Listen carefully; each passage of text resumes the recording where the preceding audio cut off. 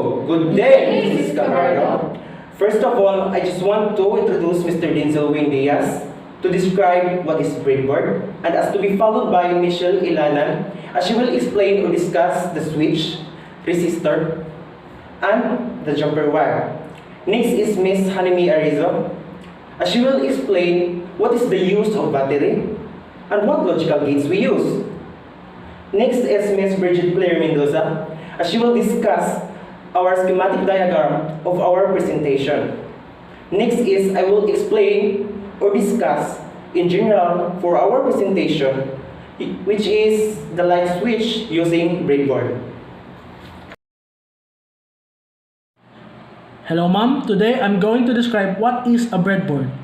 A breadboard is a rectangular shape that has tiny holes that makes the electricity connects below the breadboard, which is a metal surface below that makes the electricity flows above the breadboard that brings power in it.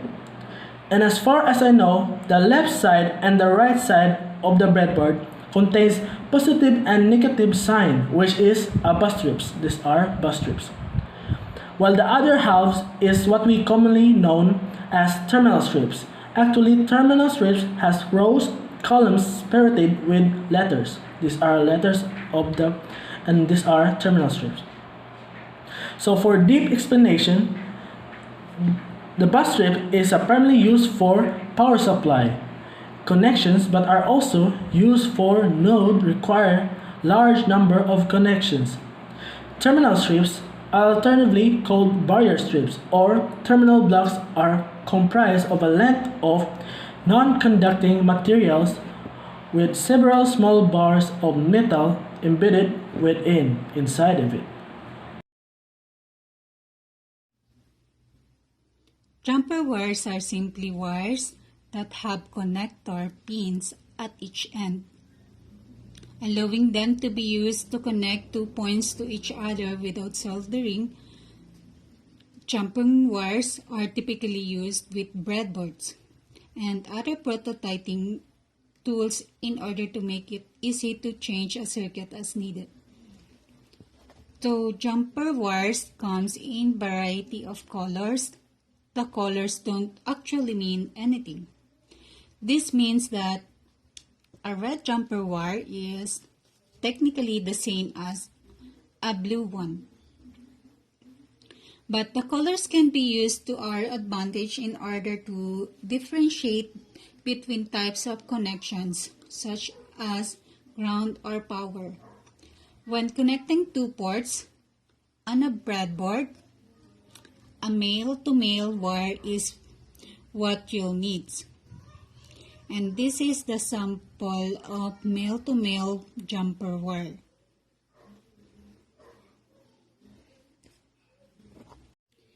In electronic circuits, a resistor is a two-terminal passive electrical component that acts as a circuit element by creating electrical resistance. Resistors are used for different purposes, including limit or reducing current flow, adjusting power level, or dividing voltages. Resistors also comes in many different of resistance values, which are used depending on the application or power rating. The resistor's ability to reduce current is called resistance.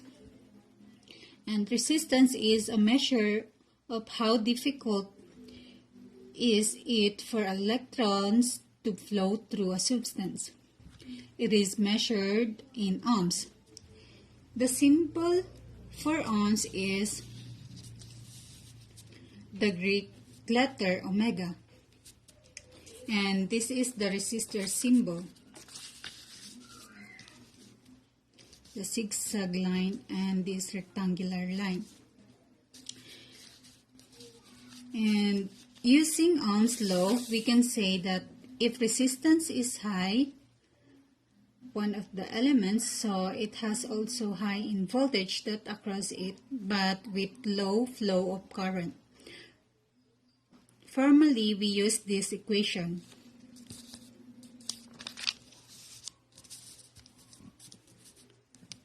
R over R is equal to V over I. And RV is the voltage in volts, I is current in ohms, and R is the resistance in ohms. And if the resistance in low in element, it has a lower drop of voltage but has a higher flow of current on it. And these resistors has a colored bands on them. And there's a special code that lets you translate the colors into a resistance value. We are using 220 ohms of resistor. It has red, black, and brown for its code resistor. Having resistors with specific resistance values, we can carefully control the amount of current that flow in a circuit.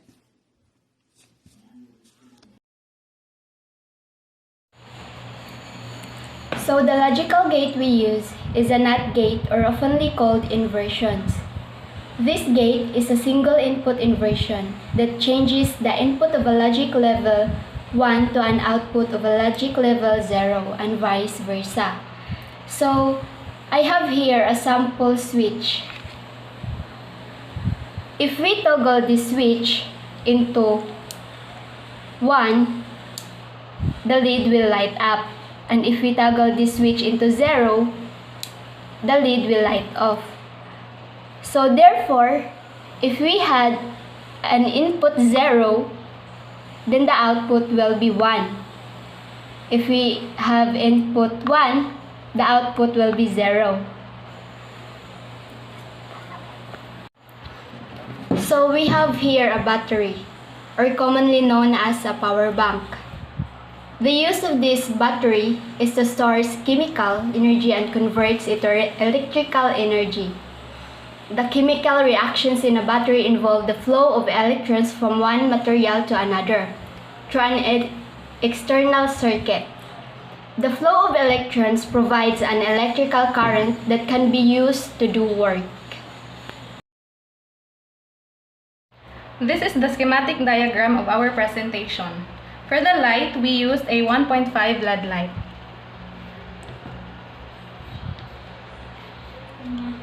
We also used a 5 voltage battery, which will be the source of our light. In here, we need to find how much our resistor can resist the voltage of our battery. In Ohm's law, when using a LED light, it requires 20 milliohms, or equivalent to 0.02 ohms.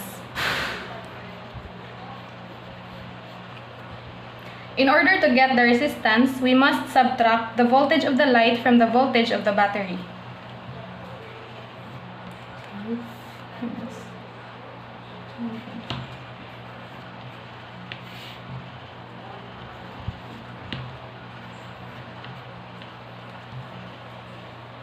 After getting the difference, we then divide it to 0.02, which I have mentioned earlier.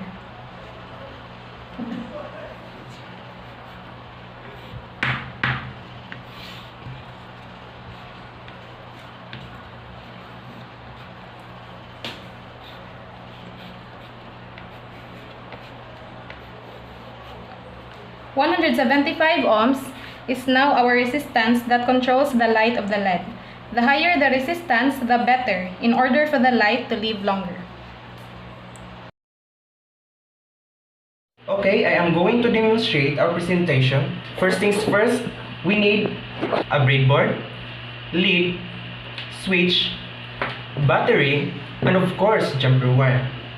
A jumper wire needs to insert, or we need to insert in a positive row of bus strips and connect from the anode part of the lead where it is being replaced from the terminal strips. So this is the bus strip, the positive sides, to terminal strip, positive sides.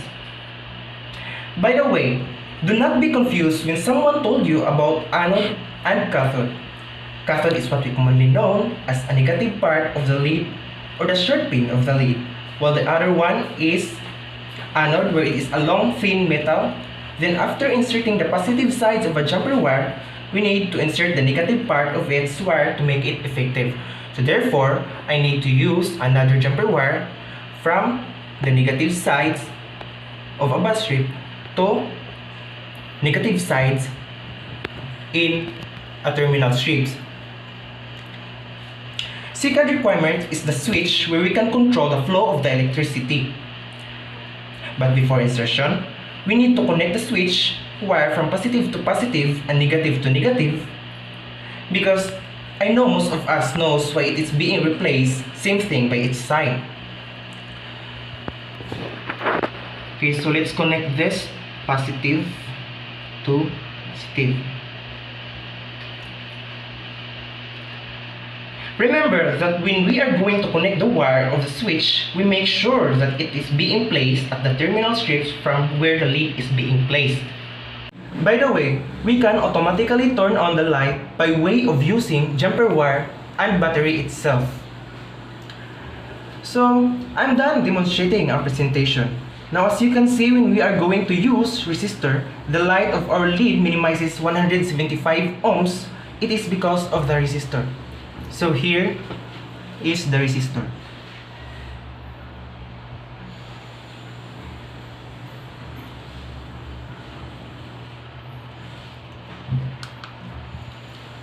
Now this is what will happen.